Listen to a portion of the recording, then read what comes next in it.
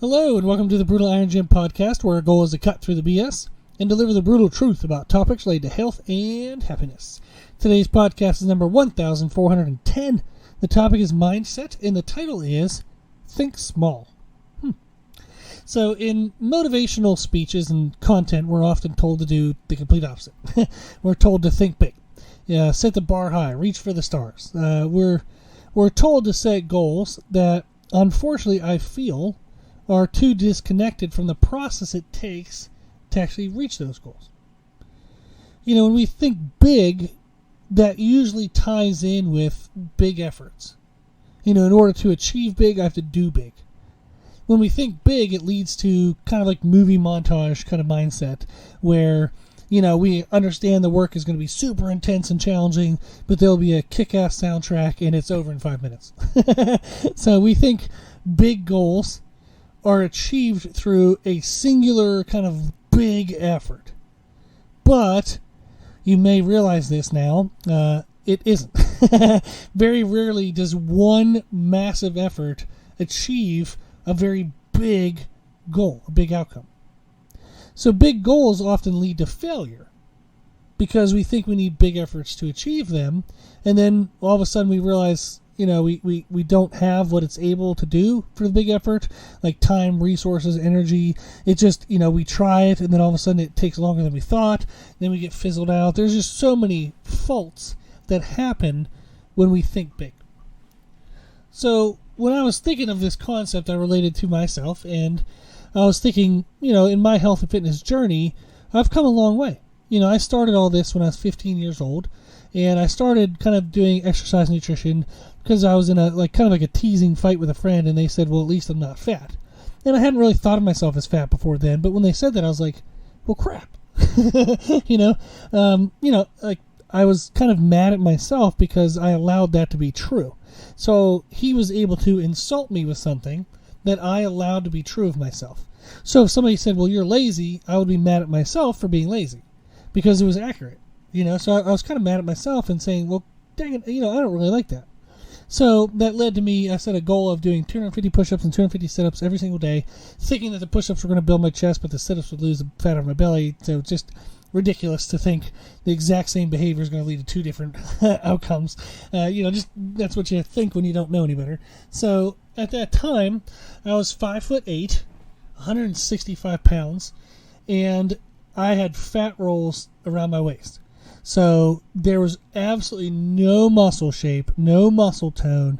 I was fat at 165 pounds. So I was very thin, muscularity-wise, very thin. And that led to me being anorexic. I didn't eat. So I ate one meal a day, and I tried to exercise all those calories off. I tried to do the 250 push-ups and 250 sit-ups every day. Meanwhile, at that time, I couldn't even do 20 push-ups in a row.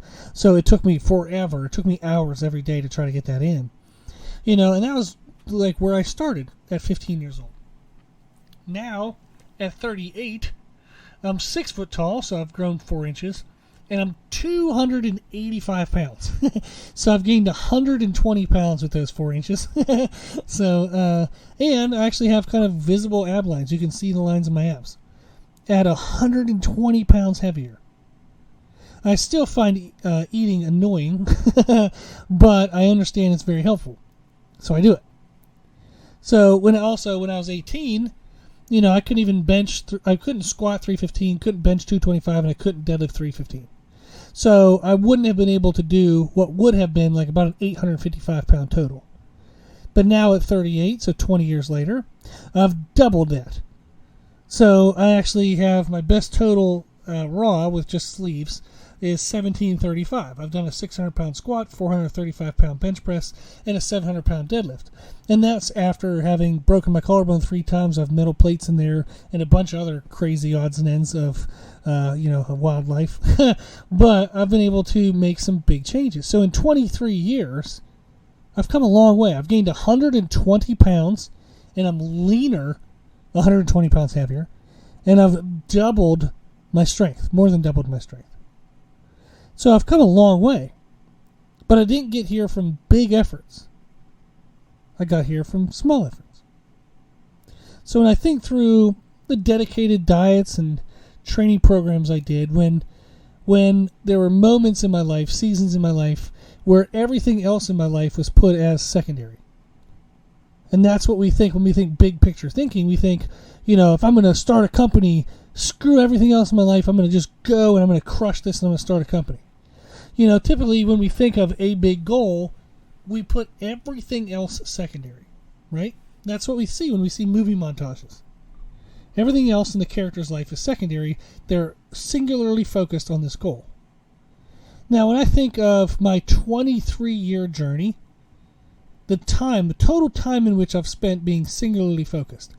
I've done a lot of 8-week diets, or whether that's diet for losing weight or diet for trying to gain size. Programs. I even did a 10-month diet one time. If I add up all those dedicated times, I would be generous in saying that it was 5 years total. Like if you add up, 2 months of a diet there, a 4-month thing there, a 10-month diet there, maybe it would add up to 5 full years. Maybe. Where I was spent with a singular focus on that goal. The other 18 years, so the majority of the time, has been small, consistent efforts. So I miss workouts, but I don't miss weeks of working out.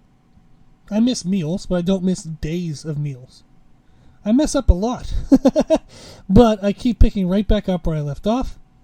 I learn something from why I fell off or what happened, and I keep putting in more effort. I show up. I think about the podcast. Today is actually the 4-year anniversary of the first day of the podcast. Pretty cool. So I've been doing this almost every day for 4 years. I started it, and I've talked about why I've started it before. You can listen to the 1-year anniversary podcast. But I started it because I was in kind of a depressed state, and I wanted to remind myself that I had value. And I was like, well, I'd been a guest on a podcast, and I really liked it. I liked just kind of talking about things that I knew and what I learned, and I was like, well, I train my clients every day, but they're really the only people I get to see. Maybe I could do a podcast, since I did like being on a podcast, and maybe that would help me reach more people. So I remember, when I posted a podcast and the first download wasn't my mom. I remember when I got to 100 total downloads, 500 total downloads, 1,000 total downloads. I remember when it was kind of exciting to see, on Podbean, that's the hosting site I use, you can see maps of at the time I could see a map of the United States, and you could see people listened from North Carolina and South Carolina. Then all of a sudden there was somebody from New York, then somebody from Florida, then somebody from Pennsylvania, then somebody from California. And it was oh wow, this is really cool. So I remember the small stages where you could see a little bit of something happening. And day by day, episode by episode, the podcast has grown, thanks to you, 100% to you guys and girls. But it's now reached over 100 countries. I actually have clients in 6 countries now, which is amazing. And thank goodness they all speak English, because I don't speak any other language. But it's really exciting, and it's amazing. I never would have thought that the podcast would get this big. And I think that was actually the benefit. I think that was to my benefit. Because in order for the podcast to get here, there was no big effort that could have been done. It was just showing up every day and making a podcast. So I didn't think big. I was just I'm going to make a podcast today. Then the next day, I'll make another podcast. See a couple people download it, and I'm like, oh, that's cool. Maybe I'll make another one. So I thought small, but it grew big. And I think that's kind of the idea when we're told to think big. Essentially, what they're encouraging you when they say that is to don't put a cap on what you think your small day-to-day efforts can produce. So to achieve big, it's actually better to think small. I think that's a better way to phrase it. Think small, do small, and repeat. That's it. So the podcast, I started by recording it on my laptop. And then I would post on Instagram and Facebook, hey, I made a podcast. And as we got a couple more downloads, I remember my brother had listened to a podcast and said, "Hey man, like the sound quality is trash," and he's a music.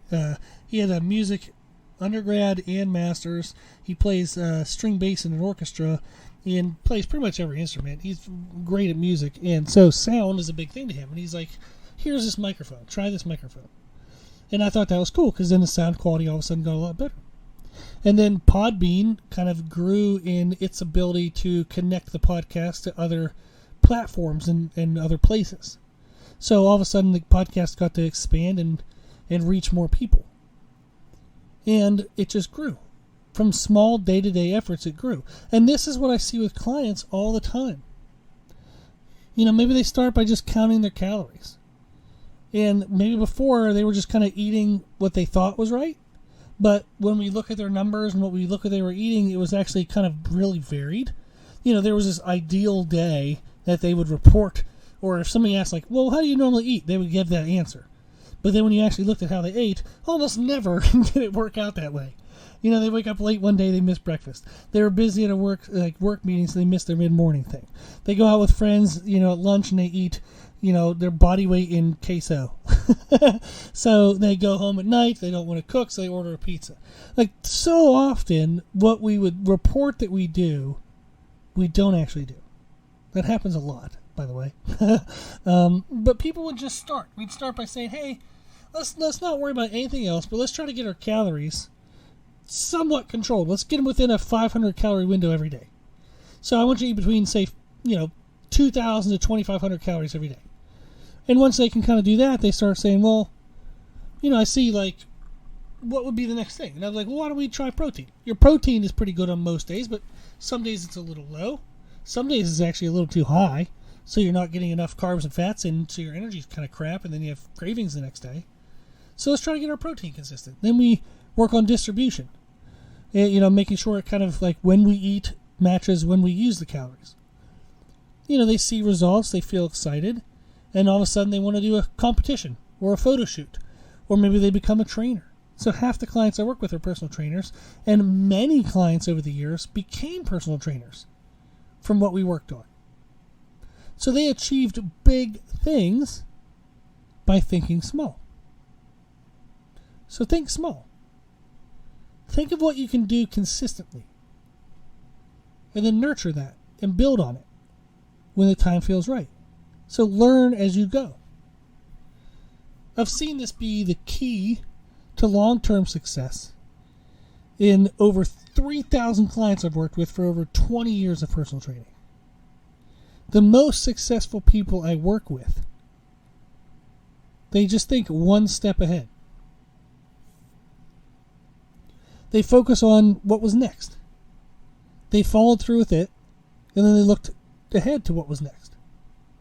So they would ask, when's my next meal? What should I eat at that meal?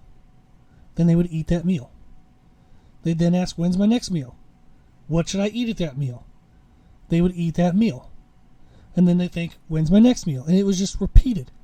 So they repeated that process all the way to a pro card or an elite total, or to a person that they can look in the mirror and smile. A person they can be proud of. That's how you achieve your goals. That's how you achieve self-confidence, self-belief. Think small, do small, repeat. So that's what I'm encouraging you to do. Stop thinking big and then feeling overwhelmed that how much you'd have to do so you don't even start. Or you try it, it feels like too much, you can't sustain it consistently, so you just quit altogether and you feel like a failure. Often when we think big, it disconnects us from the process it actually takes to achieve our goals. Make it easier for yourself. Allow yourself the actual chance to be successful by thinking small. Just focus on what's next. Do that. And then look to what's next. And then do that. One step at a time. One thing at a time. So think small, do small, and repeat. That's how you're going to reach your goal. if you need any help in the process, I'm always happy to help. So I'm only an email away, brutalirongym@gmail.com. I appreciate everybody who emails. I try to answer back to everybody within a week. So I do appreciate the emails, and I love that people reach out. So thank you very much to everybody who does. So if you need anything, if you want to figure out what's the small step I should take, here's what I'm struggling with. What would be the next small step I should take? Email me that. Let me know what you're struggling with. I promise I'll reach back out. I promise I'll help. So email me at brutalirongym@gmail.com. I appreciate everybody who listens. I think it's super freaking awesome. I've been doing this for 4 years and I love it, and I want to keep doing it for the next 40. So please keep reaching out. Please continue to... I just want to make sure this podcast is what you need it to be. If there's anything that I can do to help you live a healthier and happier life, please let me know. So that way you get what you need from this. Cool. Okay.